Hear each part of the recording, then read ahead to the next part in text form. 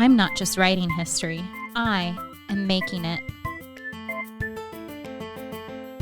I have the brain of a historian and the clapback of a comedian. You better come with sources because I always check footnotes.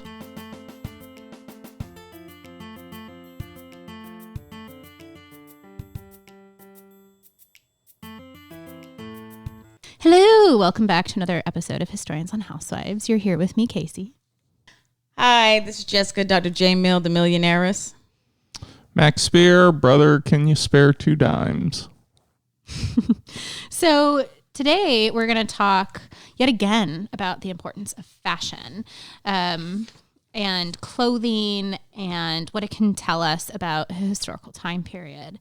And I think that's so important for us before we jump into today's episode to reflect on the context in which we've already discussed fashion and historical time periods. So the very first time, and not on the podcast, but on our Twitter, that we talked about fashion and its significance, we were actually doing a really long tweet about Dr. Brenda Stevenson's work during this last season of Project Runway. Yes, my incomparable dissertation advisor. And she does work on formerly enslaved women, newly emancipated women, and how they used the politics of dress, and particularly wedding dresses, to kind of assert their newfound identity over having control over their marriages. Yeah. And I also heard her do a talk at a conference once. You were on the panel, right, where she was talking about how women could even use their skill as seamstresses to run away and really blend into society, right? Because they were so skilled that no one would look at them and think that they weren't free Black women in the 19th century. Then we had Tanisha Ford on the podcast, and she talked to us about 20th century contexts for fashion and Black female socialites, right? And the very personal choices we make in our day-to-day, the kind of residuals that linger on our clothing, right? Those very intimacies, what it says about our identity and where we've been in life. Then we talked to Jennifer Edwards, and we took it into like many, many centuries back. And she compared the housewife fashion and these glam squads to the way in which knights would be prepped for battle, right? In this kind of medieval donning of armor analogy. And so today, instead, we're going to look at fashion and material culture for the implications it has for denoting your class status, your potential racial background, your religious affiliations, and your place within the Spanish Empire in colonial Latin America in the 17th century. And we're going to think about the ways in which laws even dictated who had access to what kind of materials and fashions and luxury items. So with that, let me introduce you to our scholar today, Haley Schroer. And she is a historian of colonial Latin America. And she focuses on the Spanish rule in colonial Latin America from the late 15th century until the mid-19th century. Her particular research examines the intersection of race and material culture in the 17th century. Within the unprecedented diversity of the Spanish Empire, the ability to determine one's ethnic caste often depended upon visual markers such as appearance. So her dissertation investigates the rise of socio-racial sumptuary legislation, which were statutes that barred select groups from wearing certain dress or using specific items throughout the empire. In layman's terms, she evaluates the ways in which inhabitants and government officials utilize goods like clothing to assign public racial identities. So her project not only evaluates the development of these legal statutes, but also the rejection of such prohibitions by Indigenous, African, and Mestizo communities. As a whole, then, she mostly spends time considering how legal, racial, and material history work together during the Spanish colonial period. Haley Schroer is a PhD candidate in the Department of History at the University of Texas at Austin, and she graduated summa cum laude from Texas Christian University in May 2016 and earned her MA from UT Austin in May of 2018. So with that, welcome Haley Schroer. Hi, yeah, thanks for having me.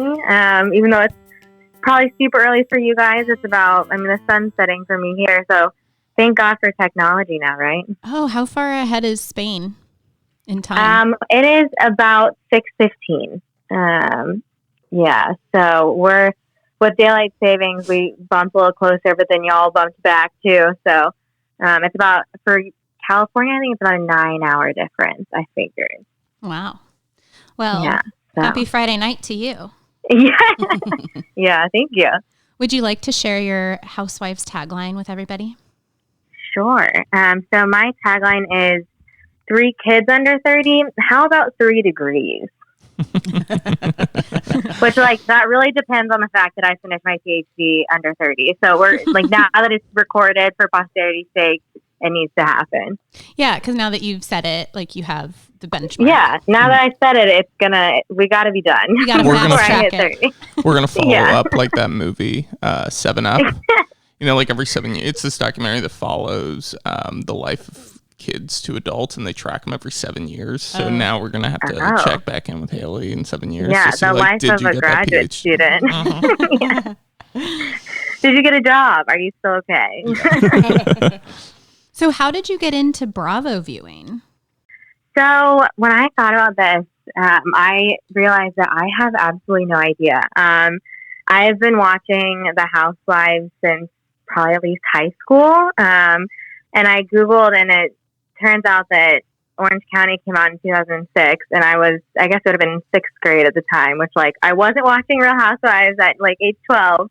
But definitely at some point in high school, I must have stumbled upon the reality show. And, I think the whole opulence and all of the, just the material everywhere kind of drew me in. And then the constant sort of train wreck drama kind of kept me in for years.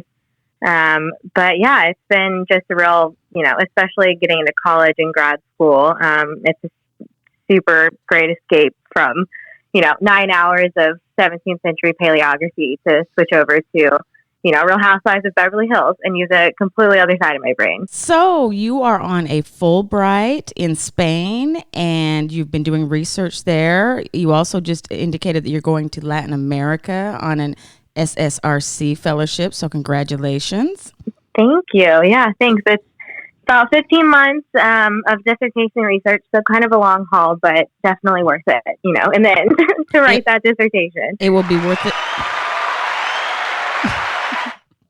It will be worth it in the end. So I'm going to take you back to Austin, Texas, where you actually reside, and you've also spent time in Dallas. So how does Real Housewives of Dallas hold up for representing the dynamics that you see in and around Dallas? Yeah, so Austin is quite different from the rest of Texas and from Dallas, and I think the whole city of Austin might disown me if I claim that Dallas and Austin are similar in any way, but they do share sort of the Texas culture, if you will. But I did go to undergraduate in Fort Worth, Texas, and I also had quite a few friends that moved to Dallas afterwards. So I know the DFW Metroplex pretty well.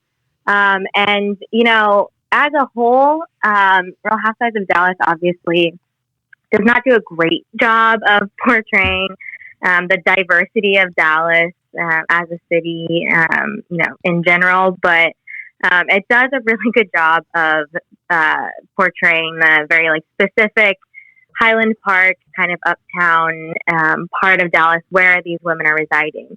And when, Real Housewives of Dallas came out, I guess it's in its 4th season now. Season 1, all of my friends were kind of living in that same neighborhood around SMU and Highland Park where they shoot a lot. And so I had been in those areas. I existed in all these same spaces, obviously not in these giant mansions or anything, but off the, same restaurants, whatever. And to see that put on TV, in a much more extravagant and sort of stylized sense was very weird to sort of see, somewhere where you've been a lot of times and now it's on national television. But Real Housewives of Dallas, in terms of culturally of the city, I think that they do stay true to sort of the Highland Park ladies that, are on the show. They stick to filming in those specific groups. But, I do wish that they would branch out. Obviously, maybe that's not sort of the end goal of the show, but there's so many other, parts of Dallas that have a much more diverse scene, lots of different types of people. And what they sort of portray on TV is, your stereotypical affluent North Texan woman. So, limited, but at least, mildly correct in what they're trying to portray, if you will. So this is really interesting because in Orange County, the places that the women film are actually much closer to where Historians and Housewives headquarters is. It's much closer to even where UCI is than where the women mostly live in Codo. So, so I'm not sure if that dynamic rings true for how they're filming in Dallas, because where these women are coming to, right, like Laguna Beach, it's pretty much around the corner from campus, right? We can get to Laguna Beach in 15 minutes. Our life sucks. Wow, right? And what a terrible place for university. It is the worst place to live in all of America. And the Crystal Cove State Beach, which is like one of the most beautiful beaches, and it's a campground, and it's like by Heather Dubrow's house. Like Heather Dubrow lives literally around the corner from us.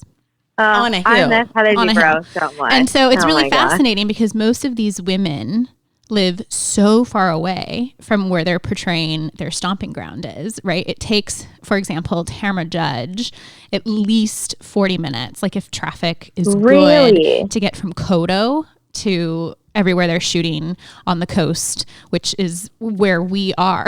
Codo's a schlep. Wow. Yeah. And so it's like really interesting because she's like portraying, and a lot of these women through the years, right? Like Vicky and Gina Keogh have been portraying this very elitist, double-gated, look at this crazy lifestyle. But, their lifestyle looks completely different from somebody like Heather Dubrow, who actually lives in the place that they are trying to go to, right? So like Heather's sushi place is like down the street from us, right? That she would just like hop in the car and like go around the corner in sweats for her sushi, right? It's like we are so much closer to that, and it's like really a sign that Codo was built in this very remote place. There's actually like a kind of like a state park right behind Codo, and then it's a totally different county. So it's like kind of one of the most removed places in Orange County because there's really nothing around it. Like if you're going to Codo, it's because you live in Codo. It's not like if you go to other parts of the county where you still might be 40 minutes from Laguna Beach, but you're bordering by all these other Orange County cities and things to do. Wow. So I wasn't sure really, if Dallas kind of has that dynamic too. So I think maybe because OC is, Orange County, a county or whatever, but in Dallas, the rest of them are cities. So I would imagine that maybe there's a little bit less space. But for Dallas, at least season 1, I think Brandy still lives out in Plano, but Stephanie was in Las Colinas, I think, which is about, a 40-minute drive into Dallas where they were filming. And like, that's part of the storyline is that she moves and that, Travis buys this house in Highland Park in the Turtle Creek area.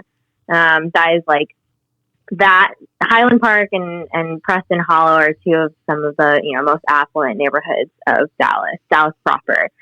And so that to them kind of signaled this shift from, the burbs where there are still massive houses, but now you're in sort of this, neighborhood within Dallas that is sort of affluent, exclusive, and, a very small part of Dallas. And I think that's Carrie Dubers at the plastic surgery practice is kind of in that area. Most of the restaurants they film at, they might go to, maybe some different trendy restaurant areas, but mostly they're filming in Uptown, they're filming in Highland Park. So I'd say like total, they're driving maybe 15, 20, max like 30 minutes if they're filming.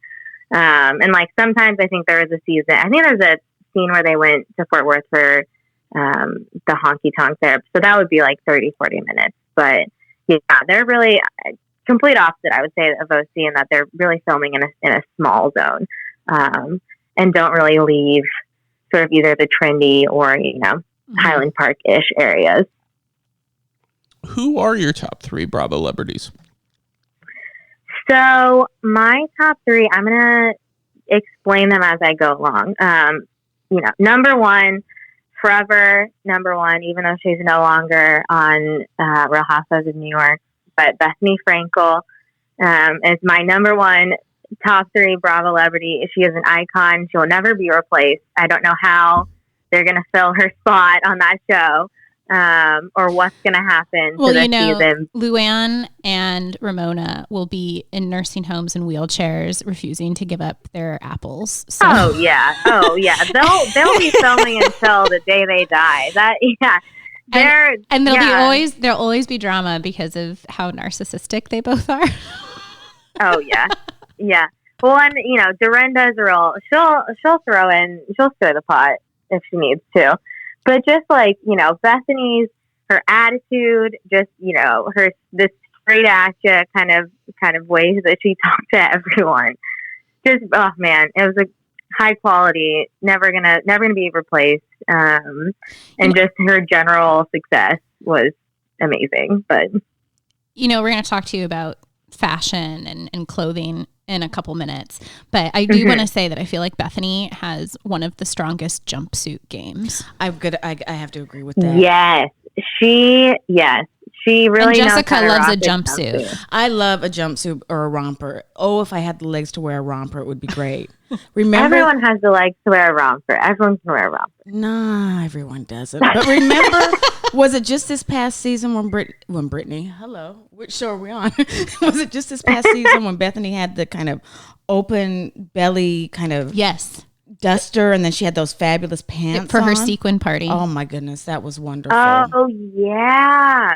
Yeah, her fashion. I mean, I'm trying to think back to the earlier seasons. I mean, we'll talk about this later, but I mean, she really stepped up her game early on, and then got into the sort of like upper echelon of fashionista level. But that is true. She knows how to rock a jumpsuit probably more than anyone else on the Real Housewives franchise. But so number 2, I've got Kyle Richards, also a staple of the Beverly Hills franchise. Unlike Lisa Vanderpump, I'm clearly Team Kyle over here. Unlike Lisa Vanderpump, she does embrace the messier side of her life, and she shamelessly accepts her ridiculous, over-the-top lifestyle habits.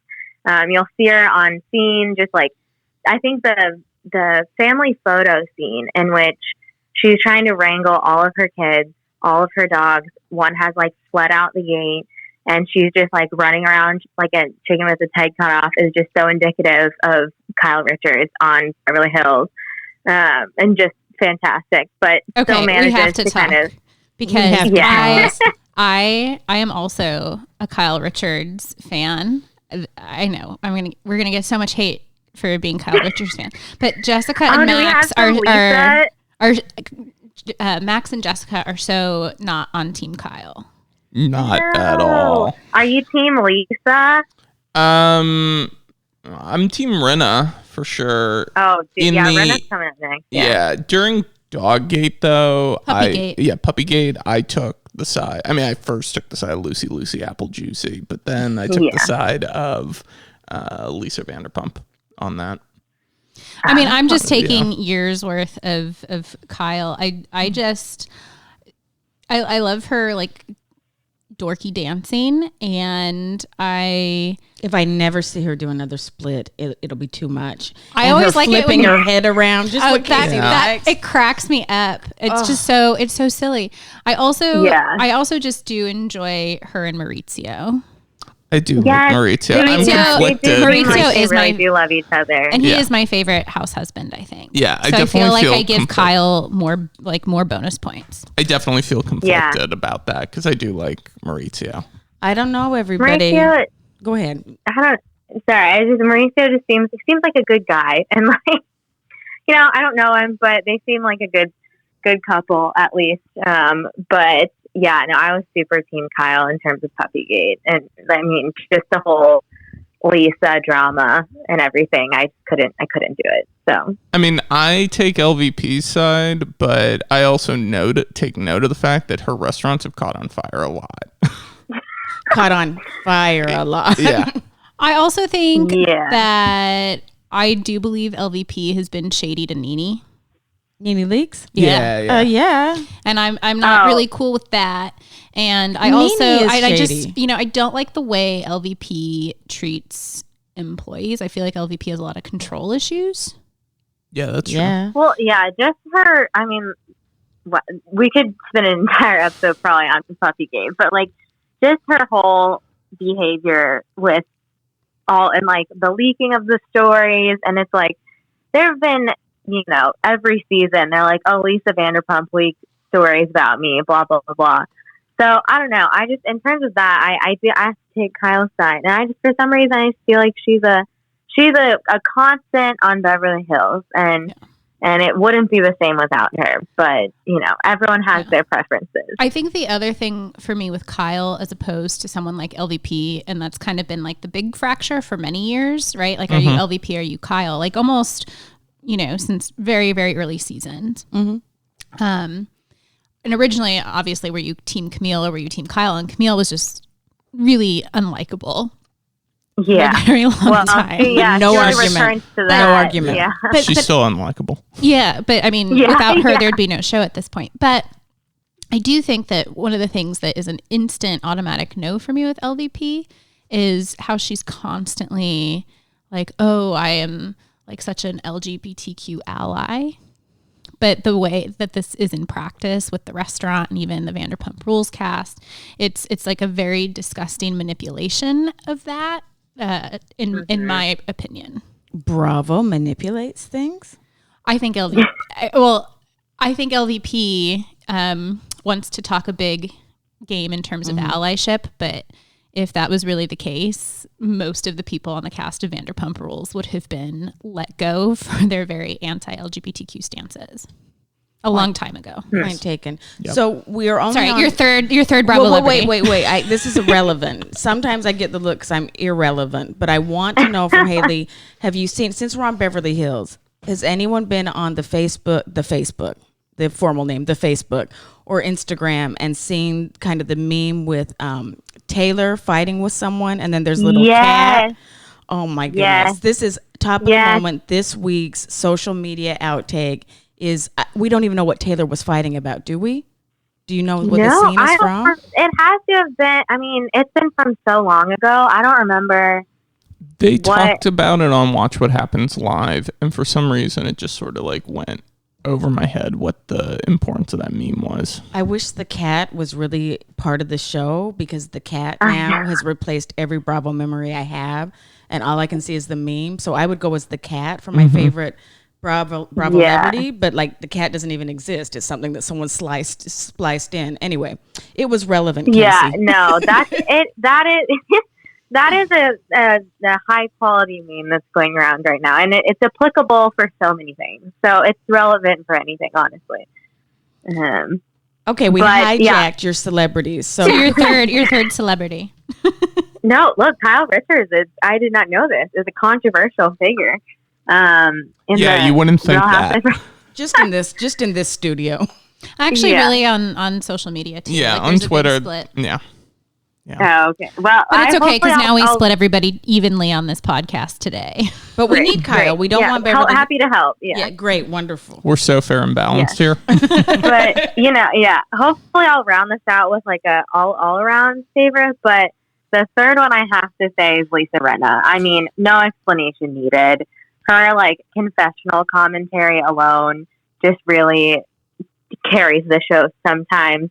Her like fights she starts and ends, and like the glass throwing a couple of seasons ago, and like the QVC, everything about her is just gold. And if I you hope have she a stays on this QVC season line, forever. Right? If you have a QVC line and you're on Days of Our Lives, Not even talking about the adult underpants. I mean, this is the person for me.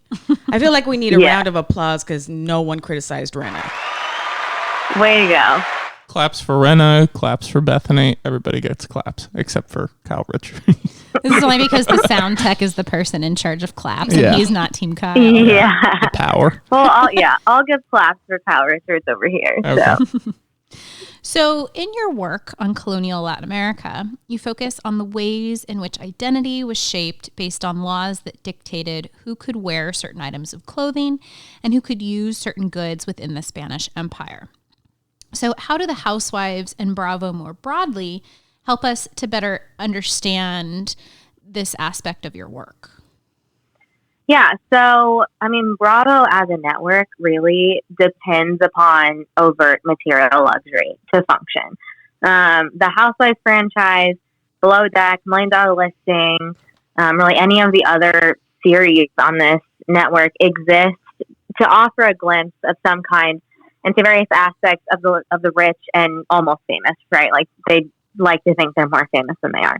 The Housewives shows in particular really demonstrate the relationship between appearance, materiality, and identity. These producers, they'll select new cast members based on their supposed wealth, which more often than not we see as the season progresses, is not what they say it is, right? It exists somewhere between what they're projecting and what reality is.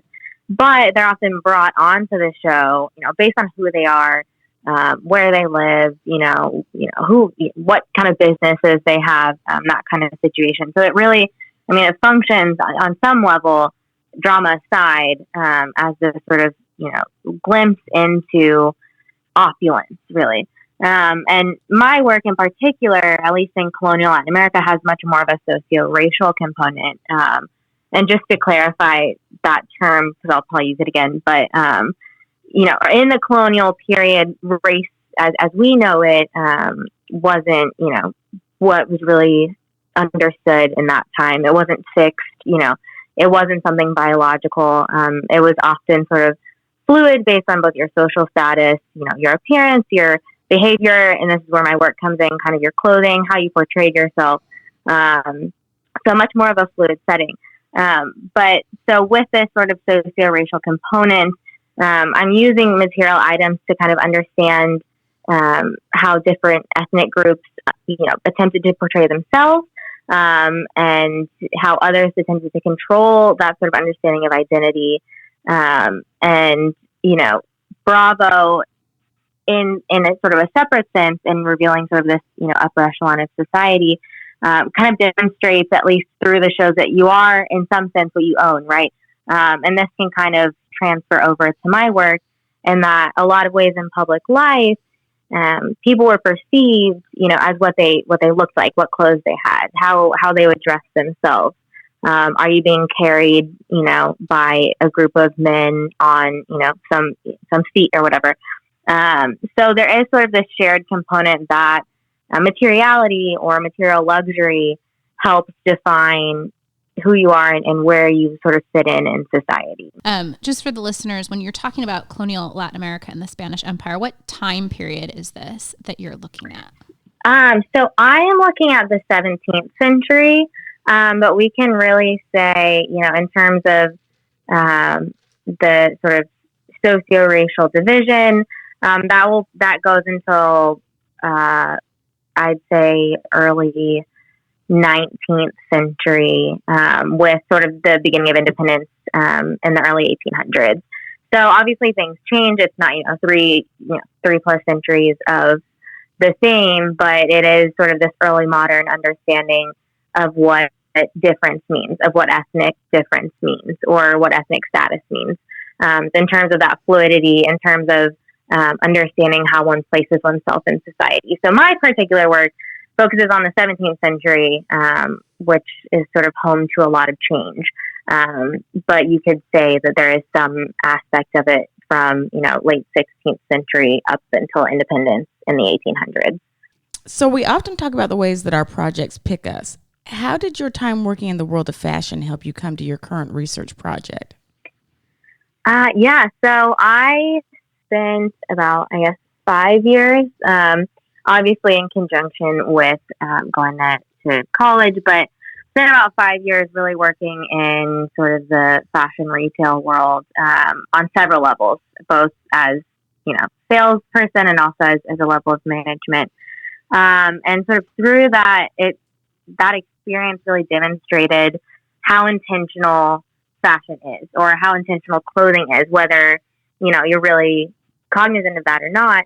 On one aspect, in terms of new collections coming in, fabrics, whatever, there would be discussion of this national brand from executives of who is this brand, what girl would buy this, what guy would buy this, what kind of, who is this person, kind of really trying to develop a personality based around this clothing.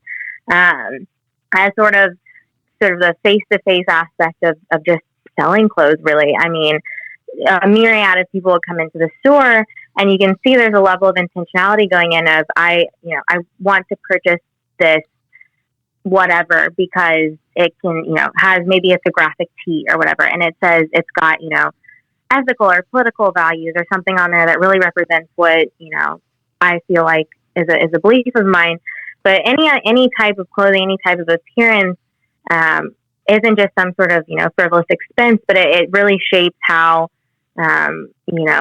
your peers or people in public understand you before really having spoken to you.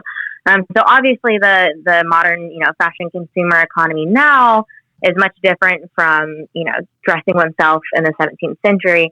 But there, still is this level of intentionality that I found, turning into historical studies, and probably even more so in the 17th century, especially in, Spanish America, where I'm investigating that appearance in a lot of ways spoke for individual status. It spoke for who you were in public life.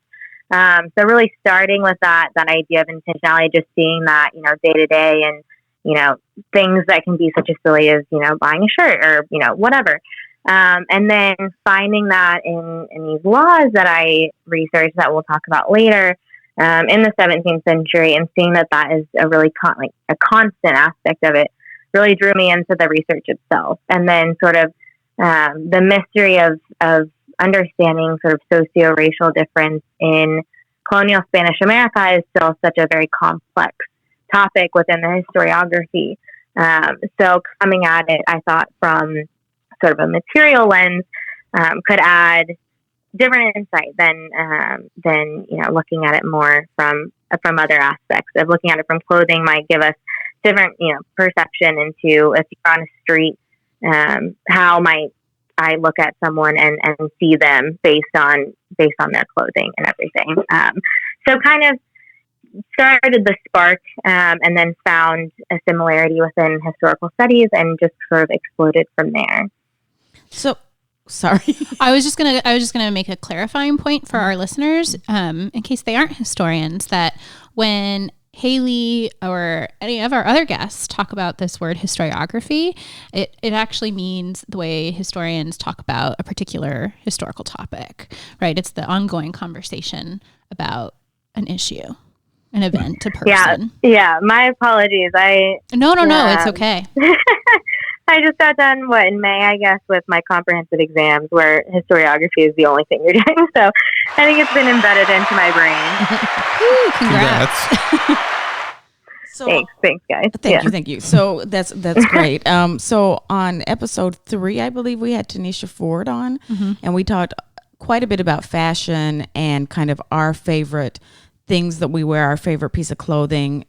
Casey wore her Christmas sweater when we taped our last episode. So my question for you is there kind of an iconic kind of look on Housewives that is one of your favorites, if you had to really think about it?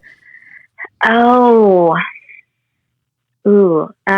think I have to go. I mean, Bethany Frankel and Kyle Richards, I always like their style, but I have to give props to Erica Jane for just the originality of all of her outfits.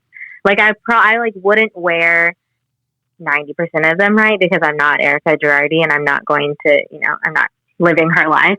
But just the risks that she takes and the sort of level of artistry that goes into some of these looks and these, personas, if you will, is impressive for a reality show.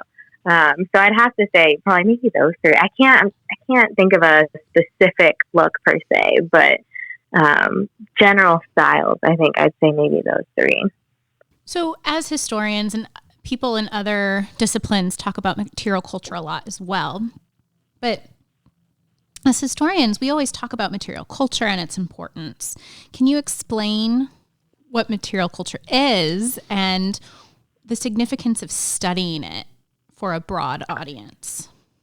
Yeah, so material culture is really sort of looking at objects, at things, and how they interact with different aspects of society, politics, economy, etc.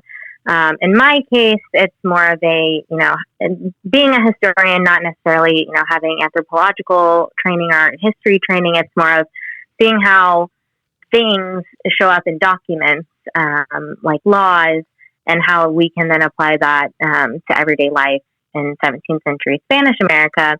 But I think material studies in general, gives us a lot of understanding of things that we wouldn't necessarily maybe associate things with.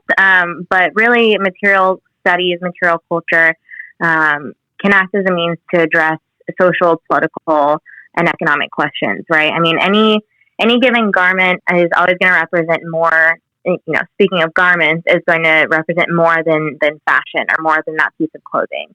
The production process is going to provide insight into financial and humanitarian realities, both in a historical setting as well as today when the fashion industry is a multi-million-dollar, industry. The design is going to depend on international trade agreements. It's going to be, depend on cultural, values. It's going to often respond to socio-political issues. And in the case of my research, specific textiles are, banned for use by certain individuals. So it's a very sort of socio-political discussion going on there. But then finally, when it's worn, like we've been talking about before, it gives the power of an individual to recreate or alter individual identity.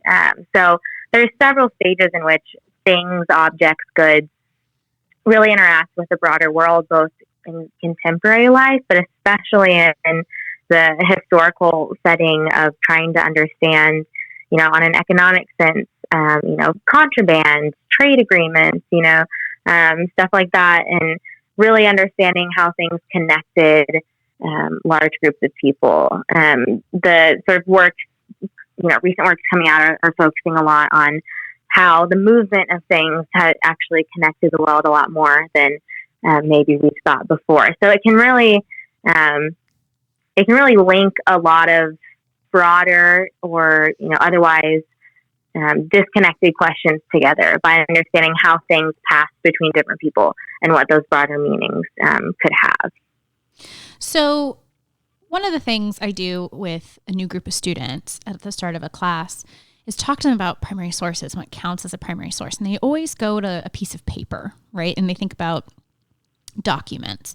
And it's that moment where I tell them, but what if we were a time capsule, right? Like, what if we were like frozen in time, like people at Mount Vesuvius, and, 50, 100 plus years down the road, someone found our class. What would they find, right? And it's that moment when students are shocked to think about what they actually wore to class that day could matter, right? That their whole, like everything that they collect or they wear, right? That like everything around them could be a source. And it's like this mind blowing moment. And so with that, I wanted you to talk to us more about how studying, clothing, material culture, these laws, how does it give us a different understanding of historical relationships? And with that, how does materiality and one's attire alter individual behavior? Yeah. So that first question, again, do you mind repeating that for me? Yeah. How does studying, clothing, material culture, give us a different understanding of historical relationships?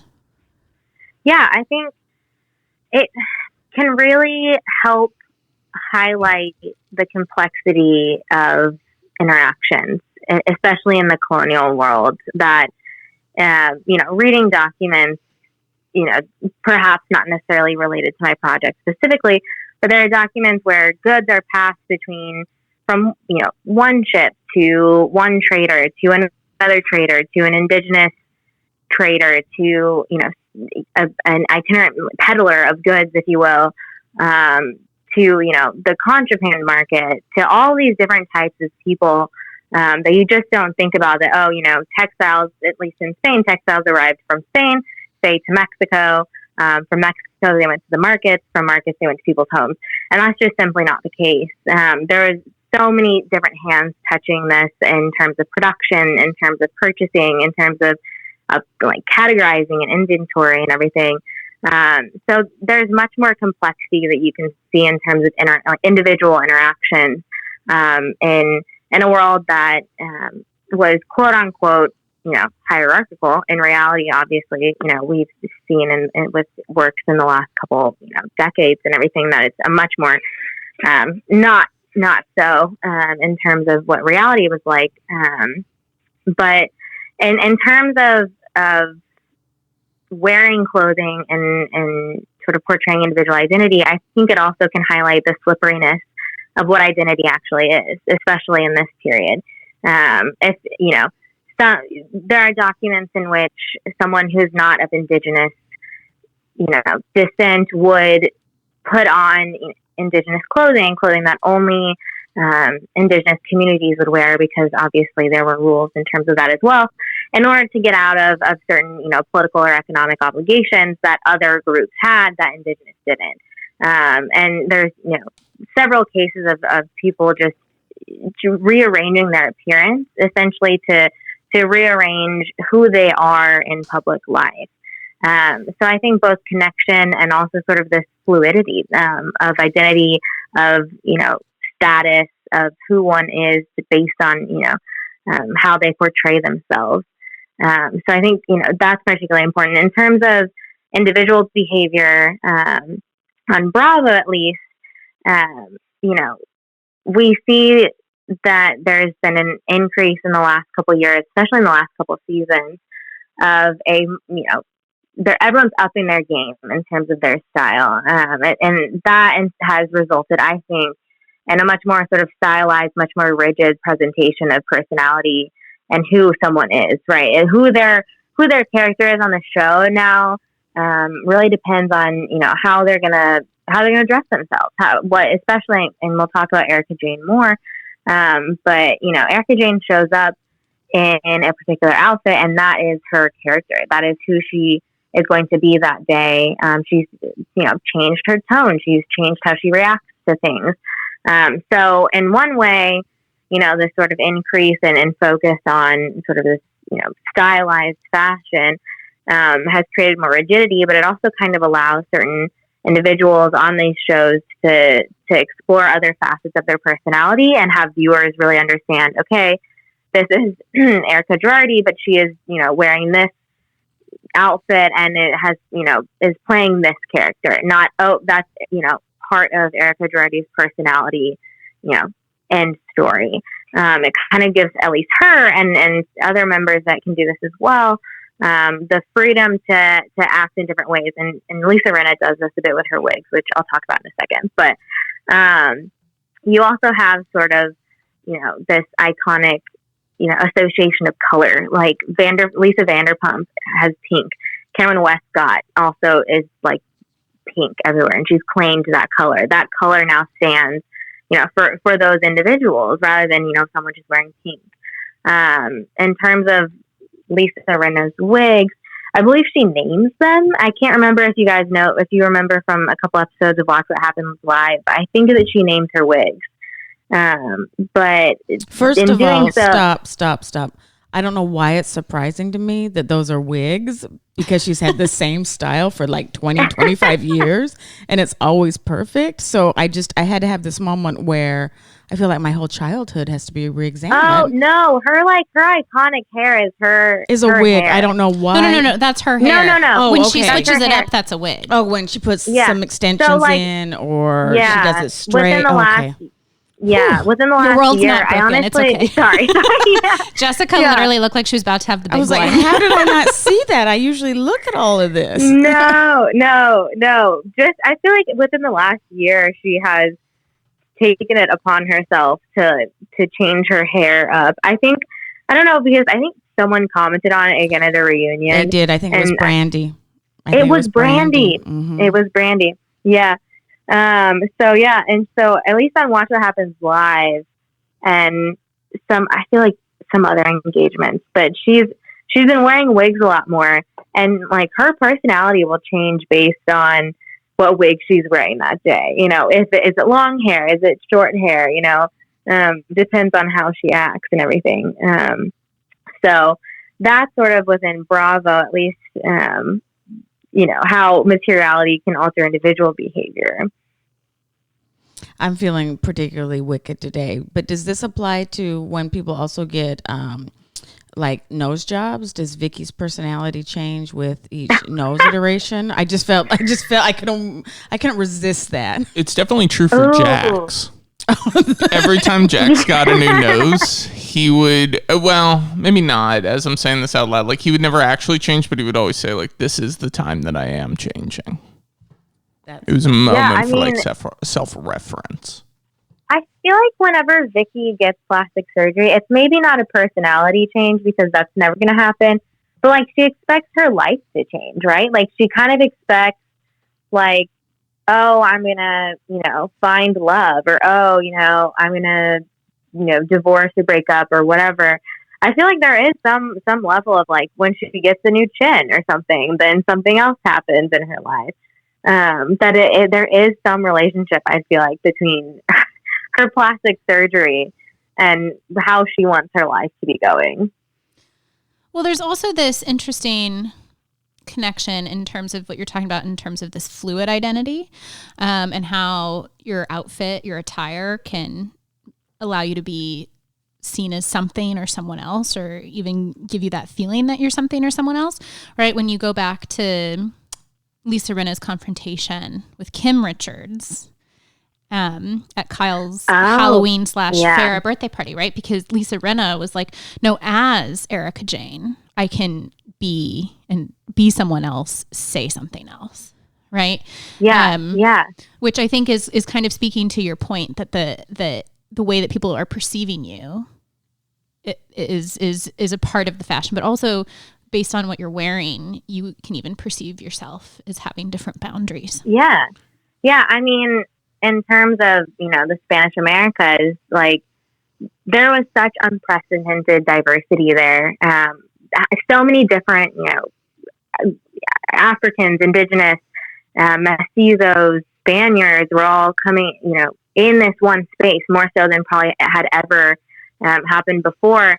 And, a whole separate part of studying colonial Spanish America is this development of the caste system, of, a socio-racial hierarchy or whatever. But one of the biggest fears is this idea of fluidity, of fluidity of race, of fluidity of identity, that if you can't easily tell that a mestizo is a mestizo, what's going to happen? If you can't easily in public life decipher between, in reality, a much smaller number of castes, but theoretically in law, upwards of 16 different groups, society is no longer going to function. So it's this fear of ethnic fluidity and fluidity of identity, in sort of a socio-racial sense that really is sort of the underbelly of a lot of racialized laws, but in particular, the rise of these clothing laws that my research really focuses on. That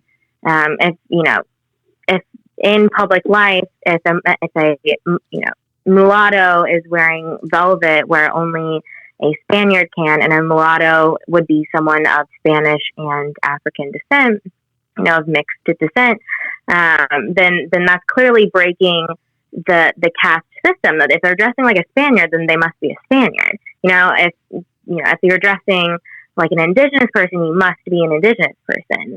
So there's this anxiety of increasing diversity, of increasing groups of people, and no concrete way of being able to differentiate between them, in part really gives rise to these particular clothing laws. So there is, very separate, colonial Spanish America and Bravo, but there is this idea of a fluidity of identity that you see between both of those, that depending on your appearance, or depending on, in the Housewives case, depending perhaps on the wig you're wearing, you can act like a different person, and others can perceive you as such. So two very different situations, but this, shared kind of understanding of how materiality can alter and sort of increase the fluidity of individual behavior and understanding, really. So I just want to do a clarification on language. First of all, how you broke that down was great.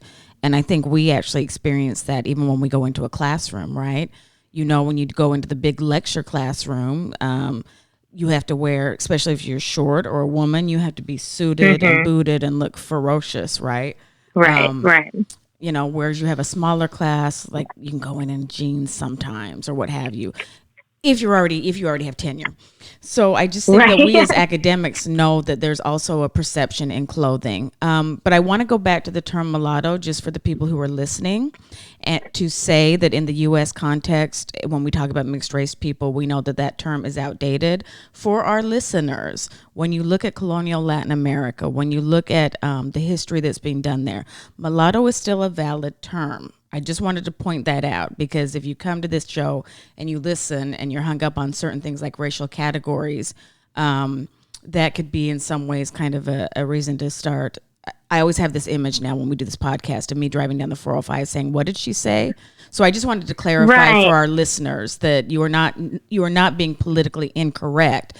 This is the historical term, and this is what scholars of Spanish America use, because it was an actual racial category and even a caste category, correct? Yes, yeah. It was a legal category as well. That's a better answer, a legal category. Yes. Well, and it's really important, right, to also point out, as you and Jessica are doing right now, that the history of racial formation does look different if you're talking about the British colonies in America versus Spanish colonies in America. These histories are different. They're it's not a one-to-one. Right.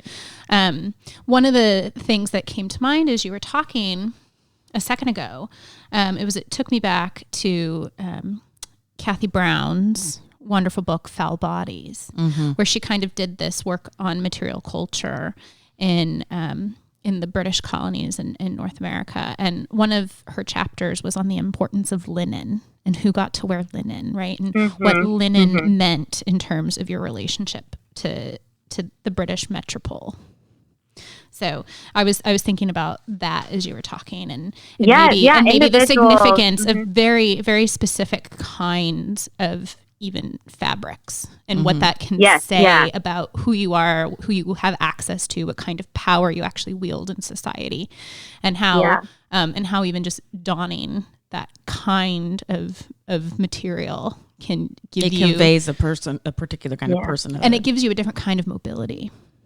Well, yeah, I mean, it can even convey understandings of health or personal hygiene. I'm thinking France, 19th century, linen, mentioning linen, everyone, if they could afford it, wanted linen, because if you owned linen, then it was seen as, you had good personal hygiene, or that you were, a civilized person, you wore linen, etc. You could clean it, whatever.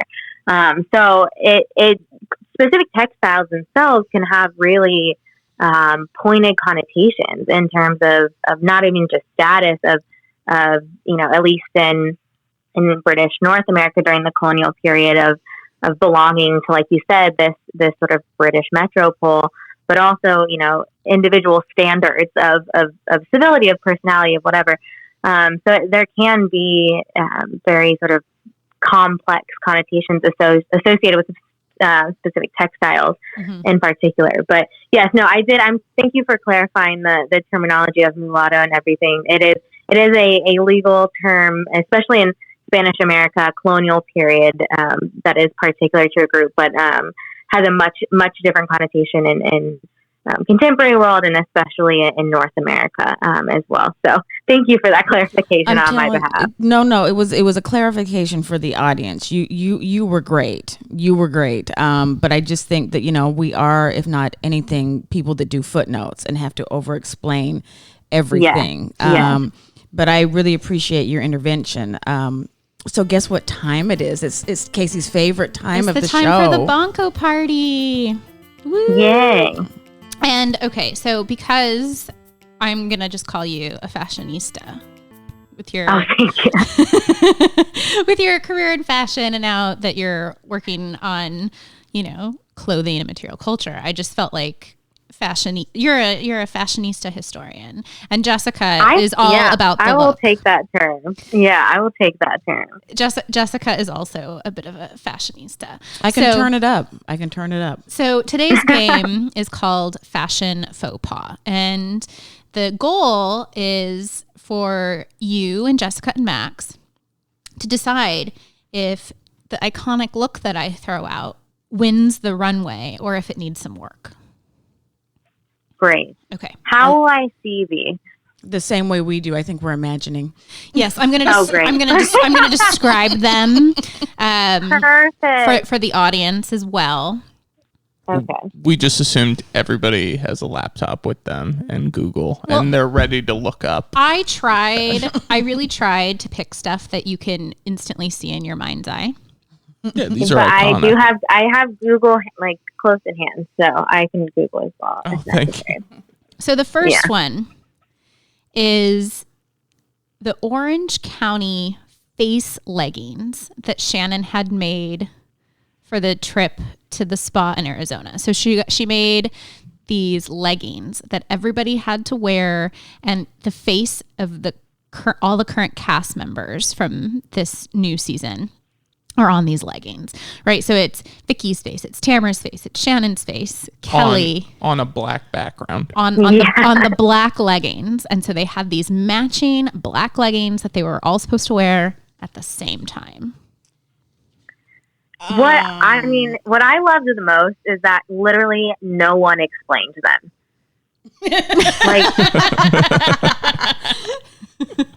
Like there was no comment. Like that scene, like I think Gina and Emily are like having a fight. Yes. And they're just sitting there in their face leggings, and no one is bringing it up. Like no one mentions you're just sitting there in face leggings at any point in like the whole day that they're all wearing this. No one says anything, and so you're just like, what is going on here? Like, what are you doing? And for that, I love them just because they just were so weird. And no one mentioned it at all, that I just really loved the face leggings. What I like to think about those leggings is that they actually did explain, but that the editors cut it out. They were like, there's no explanation needed. We don't need to tell them. Well, they told us enough to know that Shannon had them made, thinking that it would be a bonding experience because they would have to be wearing everybody's face. It's making me itch. I'm looking at an image. It's making me itch. All I can think about is Tamara being on my ass, and I don't like it. What would you do if I showed up to work and I was just wearing leggings with your face on them, Jessica? With my face? Well, I would say that is so fashion forward, but not appropriate. And I think your wife might also have questions. Well, she'll be on there too. I know how she feels about it. She would love that. So I do not think that the leggings by themselves work. Is it only the leggings, or are they going to have like a sparkly top or that long duster on? Is it just the leggings for the runway look? Like, what? Yeah, we're evaluating the leggings. Did the leggings work on the runway? Oh, on the runway, they have to be not in the context that they were used. I'm saying if is they it walked a runway look? If they walked the runway in what they're wearing, in Arizona, those leggings as they bicker on the bench. Does it win the runway, or is it a fashion faux pas? It's definitely a fashion faux pas, but I would love seeing that on the runway. I would laugh so hard. See, I feel like I have to, just for the fact, the leggings themselves, obviously hideous, but the fact that, like, Shannon had them made for everyone, that they just all wore them, that in Arizona, in this, like, horrendous bonding trip, like, everything that goes into these leggings, I think, really earns their right on the runway. Leggings aside, stands, you know, the context with it, probably not. But with the context, it's gold. And I don't necessarily agree with this interpretation of events, but Shannon believes during this trip that Kelly assaulted her by hitting the sound bowl. And I just like to think that, like, Shannon is dealing with so much cognitive dissonance of, like, I made these leggings and you hit me. There's a relationship. There's something about that that's endearing to me. Yeah. About Shannon. Yeah, I agree. Well, yeah. I'm going to say that as much as it makes me itch, and I, again, don't want Tamara on my ass, I have to say that if we had a different context and Kanye or the Kardashians made these face leggings, I guarantee they would sell for thousands of dollars. That's crazy. So I'm going to say that, yes, this can be a runway look. Okay. The next one. I'm calling this look Dorit's tinfoil hair. Do you guys remember the party? Oh, without question. It's like the season finale episodes. It's like that 2-part party, and it's the end of her first season. So she's having the constant ongoing tension with Erica over Pantygate. And she shows up, and it like literally looks like she's plastered her hair in tinfoil, like she's like waiting for Martians or something. Who doesn't like the look? Go ahead, Haley. Go ahead. Sorry, that looks. It just scares me to look at a bit. And she's kind of all in metallic. Like her entire outfit is essentially like sparkly metallic. She's like fashion forward QAnon with this thing. I have to say that it'll work. Who doesn't want to look like they're walking around getting their highlights done every single day on the runway? Like, I have to. That works. I feel like she needs to stay really far away from a microwave. Yeah. Or anyone who has metal in their teeth. Yeah.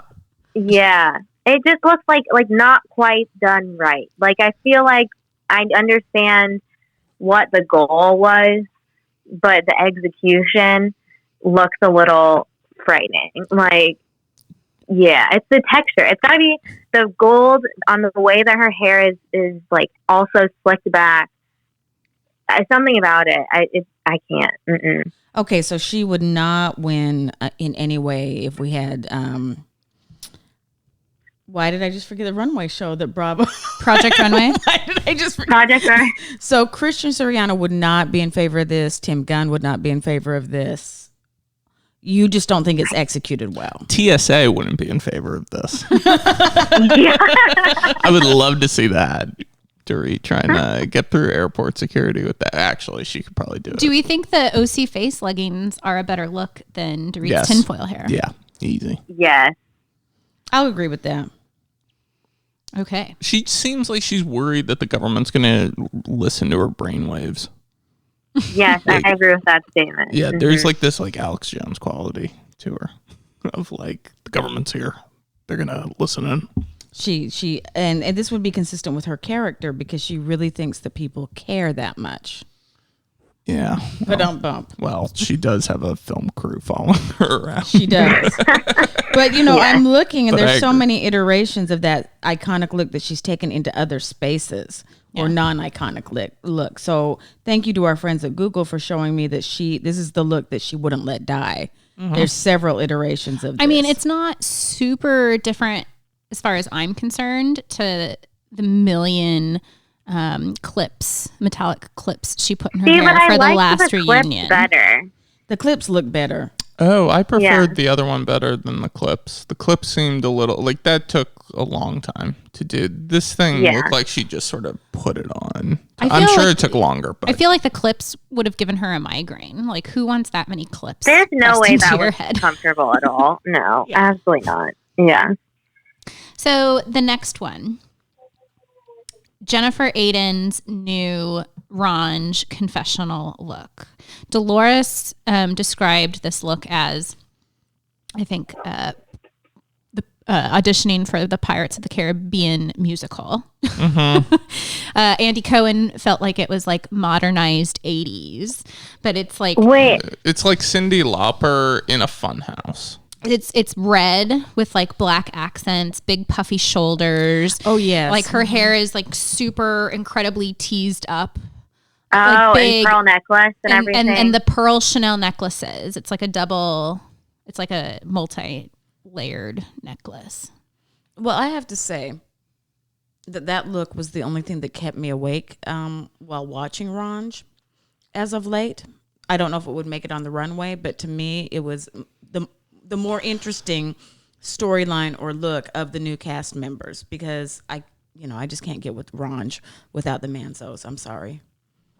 Yeah, Jessica's still bitter about the Manzos. I am. She's never gonna let go. They were classic members of that show. They definitely were classic members of the show. I do think though that Range is going to single-handedly save Bravo's like all their Housewives shows. I think Range is going to have. They're going to bring it the most. Because remember, Andy is lucky that this happened to the Judices.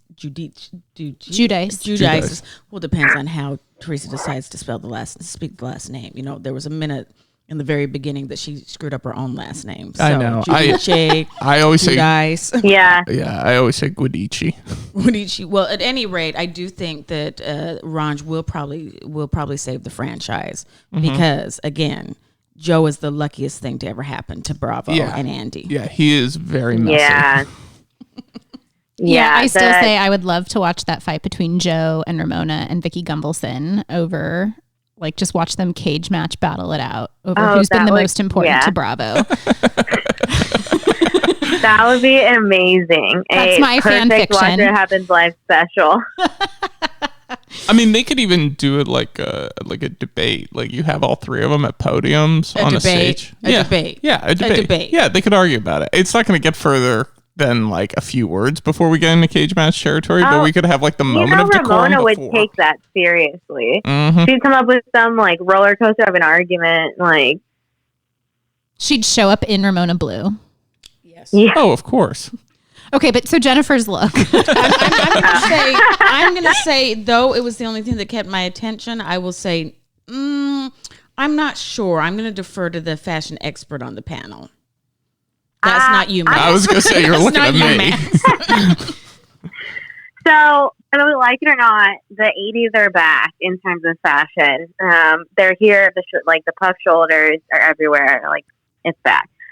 So, I guess in terms of like just following that, and Dorit also went 80s crazy this past season, but it's not great. It's not terrible. I'd say it's better than the tinfoil, but still not as great as those face leggings. I love that you're able to rank these in such a thoughtful way. Yeah, she's a professional. I have to say, I did not think her lipstick went well with the outfit. That's all I'm going to say. Controversial view. No, that was my way of being like, I don't really like her outfit, but like, yeah, if I had to pick something, it's probably the lipstick. I don't know. I don't have much of a take on it, except I don't really like it. And even if the 80s are back, like, let's go with the expert on. Yeah. To me, I thought it just seemed a little thirsty. But you're supposed to be impartial. I am. And you're saying that a housewife was actually appearing a little thirsty. She was trying a little hard, I think. I think she was trying to, but you know, it's a housewife was trying a little. I mean, but you know, like how hard Cynthia's trying to get her proposal right now. Yeah. I feel like Jennifer Aydin was on like Cynthia level thirsty for like her confessional look. Okay, the Cynthia level, or Dorit, yeah. The Cynthia level thirsty about a proposal, or the Kenya Moore level of thirsty for a child and proposal. I mean, now we're splitting hairs. I don't know if we are. So okay, so Jennifer's look, whatever our expert says. Okay. It was fine. It's fine, not great, not the worst I've seen. I don't like it, but I dislike the hair foil more. What about Raquel's fluffy Vanderpump Rules reunion look from this last season? So it was like these big, like over the shoulder, down the back kind of shoulder poofs, as if, like when you're in elementary school and you like kind of make those paper trains or whatever, where you like fashionably cut and then it like poofs out and you have that like, cookie cutter copy down the line. But if that was like went up and down her shoulders in white. Clearly it did not strike any kind of memory in any of us. So I don't know if it has staying power. Oh, I remember that look. Max super knows. I knew this outfit. And frankly, I think it's iconic. Not because it's great by any means, but I think that like I immediately, when you said Raquel, I immediately knew that all white outfit. Yeah. The way that she came into the room and owned it, probably more than any of the other outfits we have talked about. She came in like she was walking on a runway. Like she knew what this outfit was going to do. And I say kudos to Raquel for that outfit. Max is the most passionate about this outfit. I'm going to defer to the Vanderpump aficionado. Yeah, I also always like to be like pushing a heavy boulder uphill. So I recognize that this outfit isn't the most stunning. And I really want to like challenge us to like fight against that or to just slag it. Because she got a lot of flack for that outfit. It's doing a lot though. Like there's a lot of components to that outfit that like so many like statement shoulder / arm, lace, like full on lace, asymmetric neckline. We've got a belt, but there's also an asymmetric like, fabric hanging down from the belt. There's a zigzag hemline. Like everything's happening here. Any possible embellishment and or construction. I forgot. Probably padded shoulders and long sleeves. Mm-hmm. Everything's on this dress. What story is this piece telling, Max? If this walked down the runway, what story would this piece be telling? The story of somebody that walked through Swan Lake and murdered 2 swans and just attached them to her shoulders. That sounds accurate. That sounds right. Yeah, honestly, I know. It looks that way. I feel like this look says, "I'm coming for you, witches of WeHo." Oh yeah, yes. There's a little bit of like bubble, toil and trouble to this. Like watch me anchor a new season. Galinda the Good Witch. That's definitely what it looks like. Yeah, kind of. Yeah. I think it would work on a runway. It would work because there's so many stories that can be told. Yeah.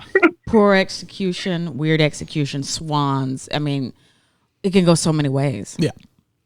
Well, it's a story for anybody. It's like the entire collection, all the pieces formulated in this particular piece. Like we can see all the 8 or 9 other pieces in someone's line encapsulated in this one piece. Yeah. Multitasking. That's for sure. Well, that concludes our Bonko party. Oh, I think that was one of my favorite games. Oh, that was very fun. Wonderful. Jessica loves it when she doesn't have to do like season and franchise and she doesn't do the trivia. I don't do the trivia. I was, that's when I was just watching the show and I was in the closet with my Bravo Demicking. I didn't know I was supposed to be taking notes. You were just like, move over, Kelly Osbourne. I am now on Fashion Police. Exactly. And actually, I really think I could have been good on Fashion Police. Okay. I think you could have too. I could. Melissa Rivers, if you're out there, you want to bring it back, I'm the person. Maybe we'll do like a podcast version one day of Fashion Police as like an added that'd thing. Be great. That might be a good idea. So back to the interview. Can you talk to us a bit more about this intimate relationship between appearance and identity as it appears in your own work and how we can see these themes on Bravo, especially if we're thinking about contrasts between Orange County, Beverly Hills, and New York? Yeah, so just to start with OC, for example, in the first episode of this latest season, this latest season, Tamara repeats, at least 3 times and one confessional that her new home is in Kodo. It's behind a gated community within a gated community, that there's 2 gates, one gate more than Vicky, I think she said. And I think it comes back up and Watch What Happens Live. And it's, kind of this idea of why does she place so much importance on 2 gates? It's 2 gates, is already a gated community, like, great. But she explains kind of in this Watch What Happens Live episode that in a way this new home that she now has signifies her return to the ultra elite circle of Orange County that she left when she divorced Simon. So, following the divorce of Simon is sort of this, fall from the upper echelons of Orange County. She's moving somewhere else. She's, dating other people. You see when she marries Eddie, it's a smaller house. Each house in each season kind of gets consecutively bigger. And to her, it kind of signifies this like material return to her, first couple seasons on Orange County, that she's now, 2 gates in a gated community, behind 2 gates. And the physical presence of those gates function in a way as symbols of her renewed affluence or her renewed belonging, I guess, on the show. And, then shifting from OC to Beverly Hills, I'd say Beverly Hills perhaps more so than OC. Probably, I would say maybe the most of the Housewives franchise really depends a lot upon appearance as identity. And in particular, I want to talk about Erica Girardi and Dorit Kemsley, both their confessional looks, but also just their, general attire while filming. So in terms of Erica Girardi, also known Erica Jane, and especially in the last, couple seasons, she's really curated this group of characters, both in her confessionals and in scenes that, like we've talked about earlier, reflect really different behavioral aspects of her personality. And I think we'll talk a little bit more about her confessional look a little bit down the line. But if you think about, her first couple of seasons, it's really this dynamic between Erica Girardi as a person and Erica Jane as a stage personality. But within the last 2 seasons, with sort of the increase of her glam squad and everything, every outing is really a portrayal of a different character, of a different aspect of Erica Girardi. You almost never, I would say that you almost never see Erica Girardi the person while filming on this show.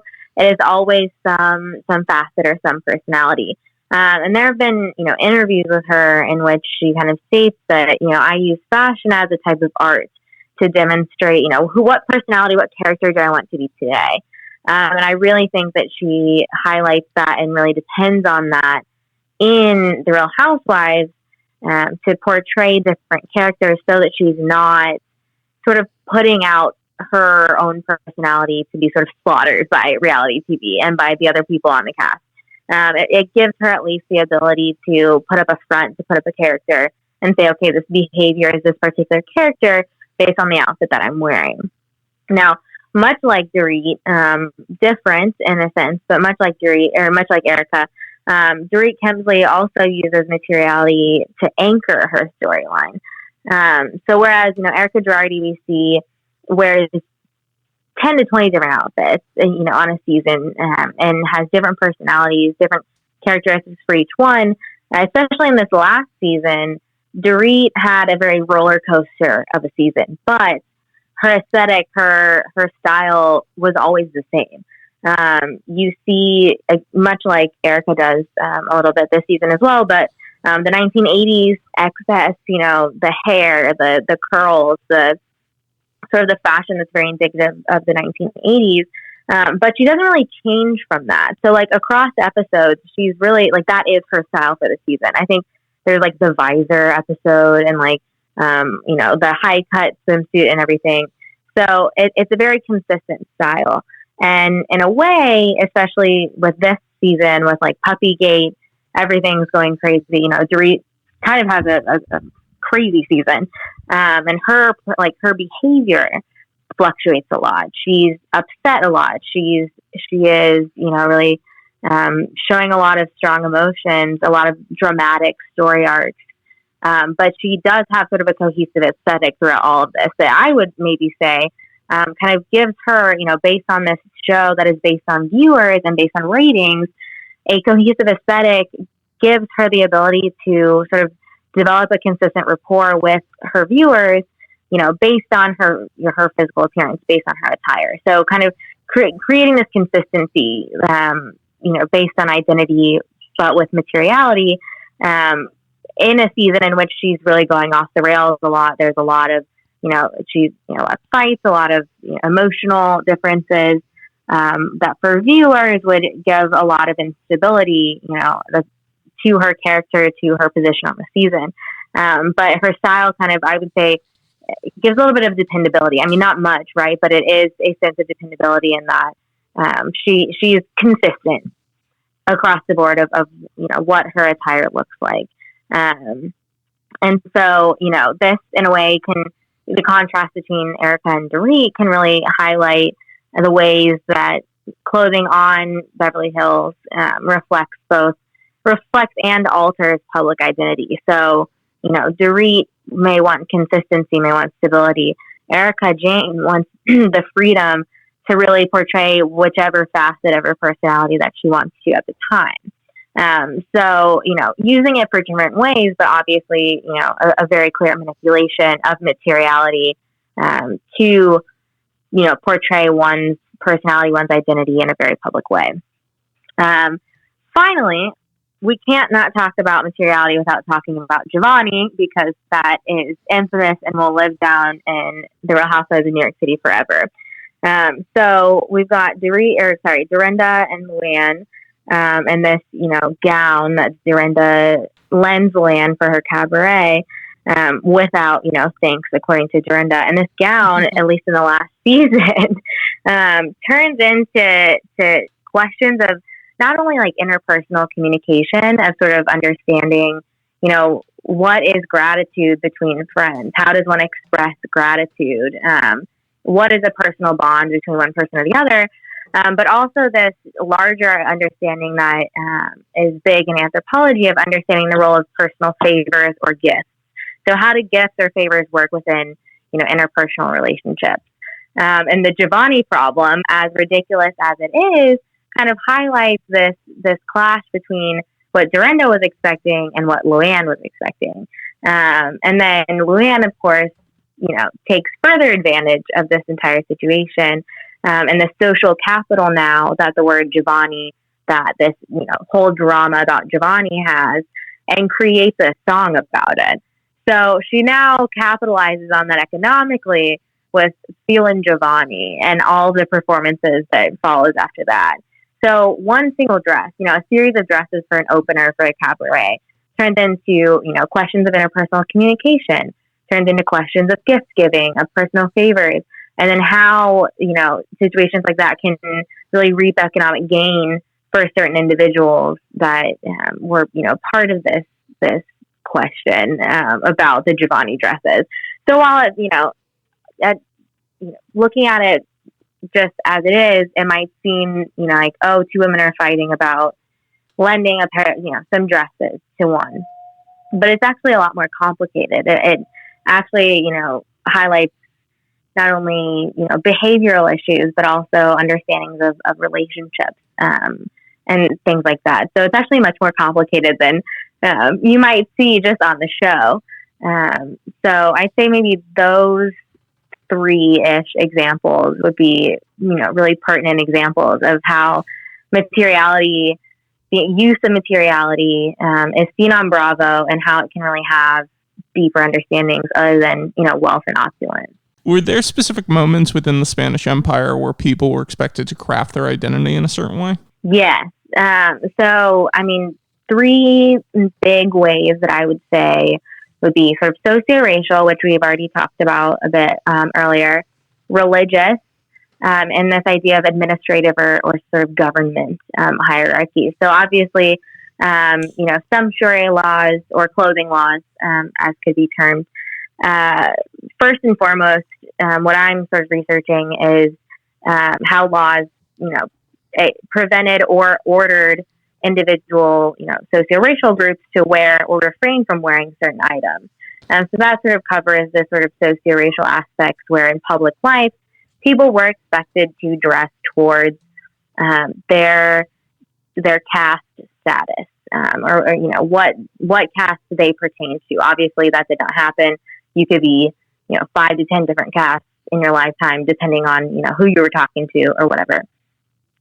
We also have religious, and another facet of my investigation looks at how religious heretics in the Inquisition, so convicted Jews who were already sentenced to punishment to a certain amount of years, in rehabilitation, basically back into the Catholic Church, were required and expected to wear particular clothing. So they were required to wear these vest type situations at all times in public life. They didn't have to wear it in private, but in public, if you were out in public, you were required to wear these items. So it is the sense of you are expected to wear this vest to demonstrate that you are a heretic and that is your identity. So that's sort of in a sense of a religious way of also attempting to differentiate between the other, between normative Catholic society and those who have been convicted for heresy. So much like these socio-racial groups that are barred from clothing because they're not Spanish, these convicted heretics are barred from certain clothing because they've been convicted for practicing Judaism, or sometimes it was a Protestant faith as well. Finally, this idea of administrative sort of expectations were less punitive, but there were laws, expectations that government officials must always wear black. They must, if you were going to church, you had to, bring a certain cushion to sit on. You had to be carrying this certain, decorative cane, if you will, for authority. So almost in several facets of colonial life, there were different expectations of how you were supposed to craft your identity based on materiality, and even laws, determining that you should do it this way, you should do it that way. So it extremely prevalent, I would say, in a lot of different facets of the Spanish Empire. So I have so many questions about identity, and I was trying to not let my natural comment come out when you were talking about some of the ways in which people had to present themselves in colonial America. And I can't help but thinking just about Lisa Vanderpump and how she presents herself, and even how she presents Jiggy, right? There's all kinds of implications that have really nothing to do with the long-term historical implications that you're talking about. It was just more of my, you have to find humor even in the scholarship. Yeah. So let's make kind of a rough transition, but a transition nonetheless, and talk about Dorinda and Sonia. They had, as you know, quite a tumultuous season 11 on Real Housewives of New York. So what is their continuous fight over Sonia's identity as a Morgan, or according to Dorinda, a former Morgan? Tell us about the ways people perceive appearances and how we can relate to this, or even to the people that you study. Yeah, so the argument, and I can't remember if it was on this latest season or the season before, but was about, in this in particular, was about sort of the loafers, one of the Sonia's thousands of, yes, the Morgan Crest loafers, which I'm extremely surprised to have actually come to fruition based on all of her several other side businesses. You're still waiting for the toaster oven too? I'm waiting for the toaster. Yeah, I'm just waiting for that toaster. But in terms of these loafers, so the scene is, I believe they're in the Berkshires. Sonia's wearing these Morgan Crest, they've got a deer on them, I think. And Dorinda asks about them, and Sonia says, "Oh, they're my crest." And Dorinda says, "What crest? You don't have a crest." And Sonia says, "No, it's the Morgan Crest. This is my crest." And it goes on to be sort of this argument throughout the season that Sonia really identifies herself, as a Morgan, as part of this very historical family. Whereas Dorinda, realizes, nope, you're divorced. You're not part of this family. Your daughter is. So this argument can really demonstrate the ways in which individuals perceive appearance as a marker of individual identity, because it really brings to mind sort of this, dispute between how one uses goods to, attach themselves to a particular family, to a particular group or whatever. And in terms of colonial Spanish America, it really brings to mind the disputes and complaints lodged against different, Costa groups and caste groups for breaking these clothing laws. So much, obviously very different situations. The latter has a clear socio-racial component and much higher stakes than, Sonia and Dorinda's fight. But it is this idea of one person utilizing material objects to portray a certain belonging to a certain group. So Sonia she thinks she still belongs to the Morgans. You've got maybe a indigenous person that is wearing velvet when they're not, they're not cleared to do so, attempting to sort of pertain to a different ethnic group. So you've got, two people sort of attempting to place themselves within a different socio-racial sort of category. And you've got, someone on the other side that is, complaining, disputes this fact, understands identity in a much different way, but it is, two different people attempting to, hop into different groups using clothing, using material goods. Obviously, I would say, historically, the clothing laws in Spanish America have much more of an impact and sort of socio-racial connotations and understandings than Sonia Morgan and her dear, loafers. But there is still a comparison that can be made between the two in some sense. So now it is time for our Bravo News update.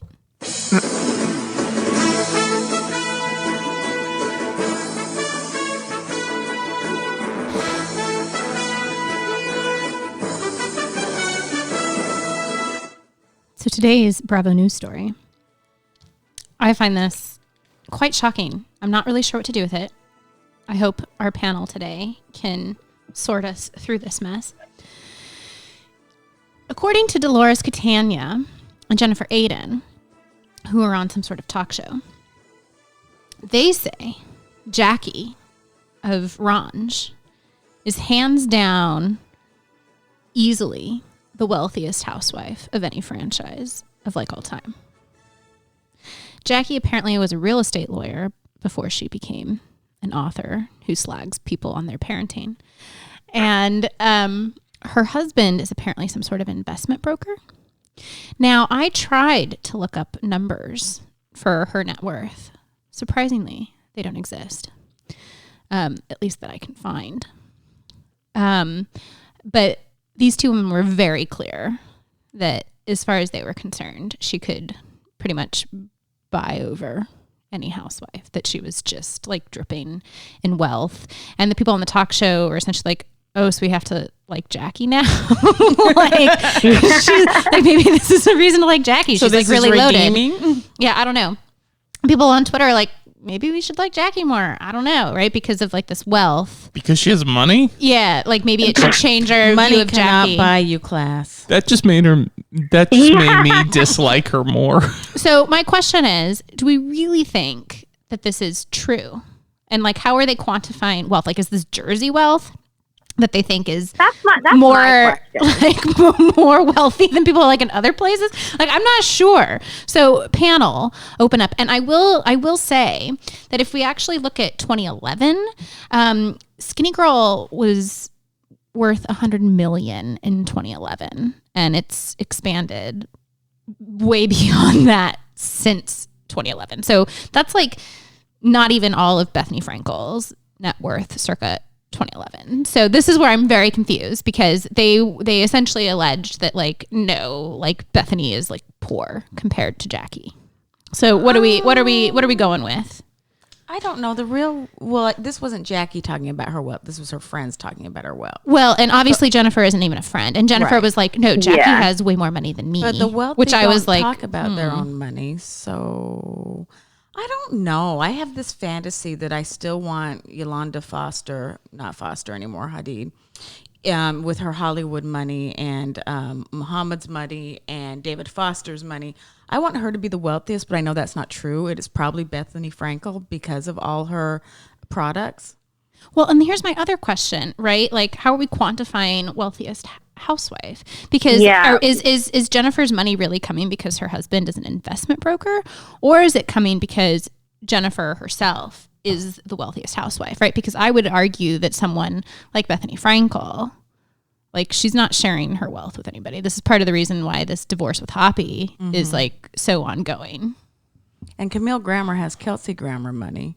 I mean, I know Hollywood money actually isn't remember, real she wealth. doesn't have a house. She doesn't have a house. Well, this is true. Unless you go to Hawaii. Right. I know.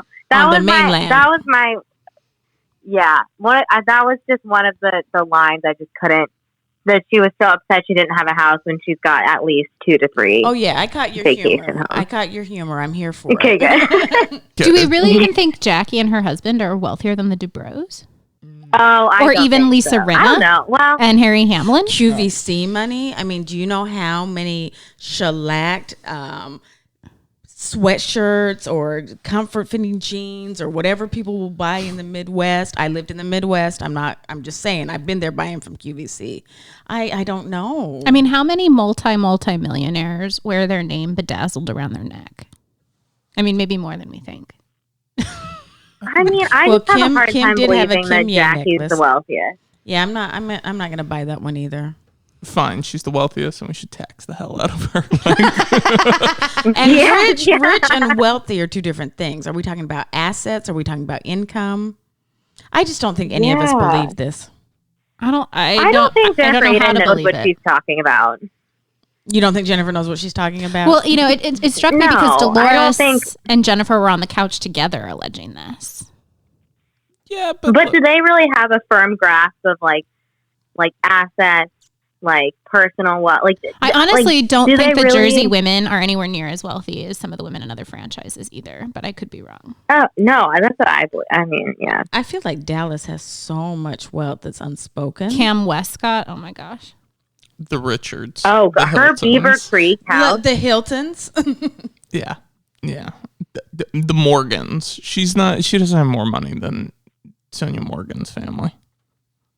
I mean, granted, her ex-family. I was gonna say if Dorinda's here, she's like it's not her family, but like, you know, if you're trading on that name, yeah. If we're gonna talk about who do we think Jackie has more money than Luann? Totally, but like I could take that one, but like to like really stake that she would be hands down without contest the wealthiest housewife from anywhere. I'm not historians. sure. We would like to see the evidence. And how it's quantified. Yes. Yeah. Release your tax records, Jackie. Good luck with that. Yeah. Release them. I'm going to call for that. Let's get that Twitter. Jackie's like, what the hell is going on? Let's get the Bravo Demics on it, right? Let's get the Bravo Demics on it. So that's our Bravo news for today. Okay.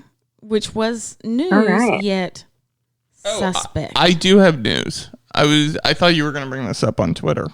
But from Twitter, I mean, the Jim Edmonds called the cops on Megan Edmonds.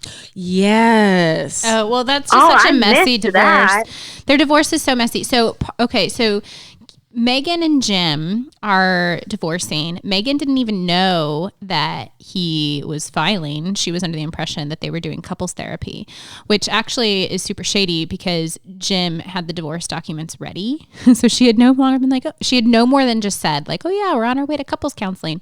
Then he filed. So like social media and various news outlets broke her divorce before she even knew anything about it. Which meant that he had to have been working on this at least weeks, if not months ahead of time to have everything ready to go, you know? And so apparently the cops were called on Jim at one point when he was trying to get stuff out of the house. I believe it was Megan's mom who called the cops on him. I I think now Jim has called the cops on Megan. It's very nasty. Jim at one point had said last week that he was going to try to work through it, but I don't think there is any working through it. It's all been very shady. Yeah, you call the cops on somebody, like, you're probably not going to be at Thanksgiving the following year together. I mean, maybe, actually. Have they ever been to Thanksgiving together in the course of their marriage? Question mark. I mean, honestly, if Jessica was like, Casey and Max are divorcing, and I was like, what do you mean we're divorcing? Right? Like, we would have a big problem. Like, if someone broke the news to me that, like, you filed divorce papers and I had no idea. If we're going to get divorced, the fact that Jessica brings it up to... Did she hang up? Haley, are you still there? Yeah, sorry. Yeah, you cut out for a second. Yeah, but I don't know what that was.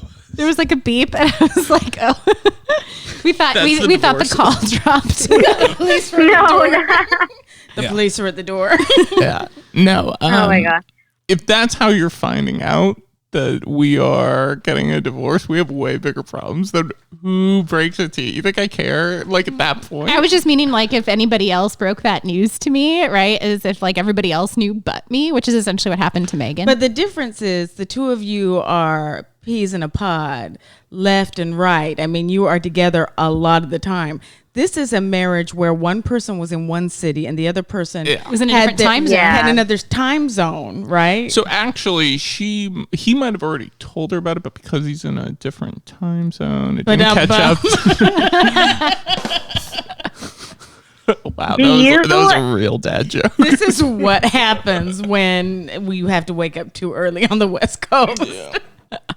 Casey's the morning person. Max and I are not. We are irreverent this early.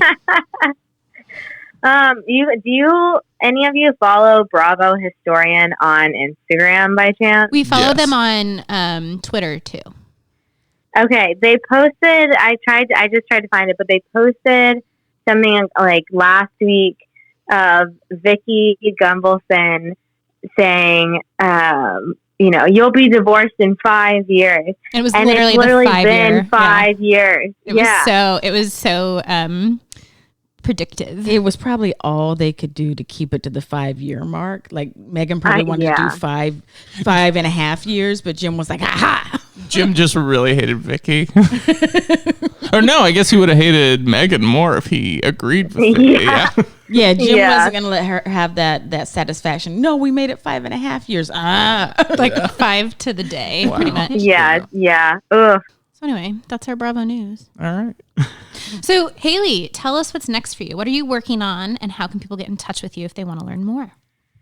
Well, I am just trucking along with dissertation research until December 2020.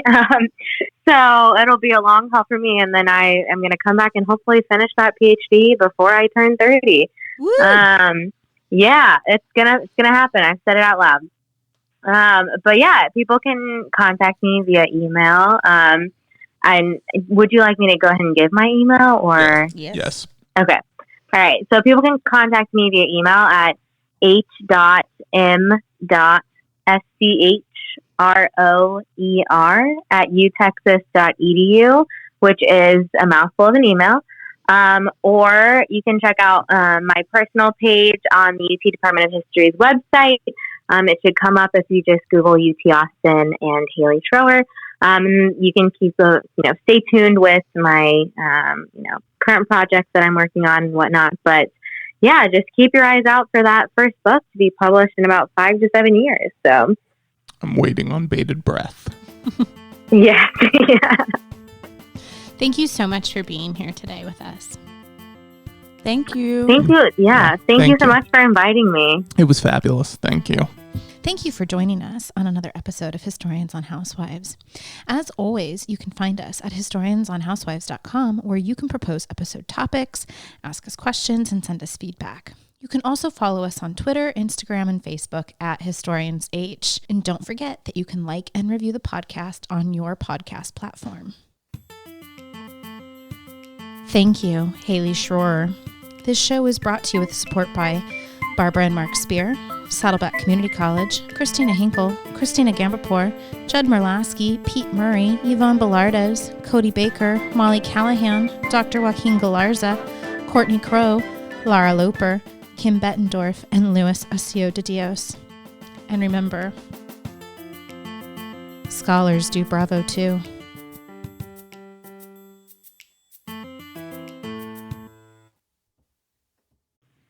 Wait, I have breaking Bravo news. How did we not talk about this? This is not news so much as gossip, but it came across the Twitters and the social medias that Andy Cohen, wait for it, said that when they started filming Ranch to begin with, that Joe had said something to the effect of like, how deep are you going to go? I think we talked about this on the podcast we did last week. We did? Yeah. Yeah. We talked about this. Mm-hmm. Was it just last week? Oh, Yeah. look at that, Haley. You got a teaser. I'm excited. Yeah.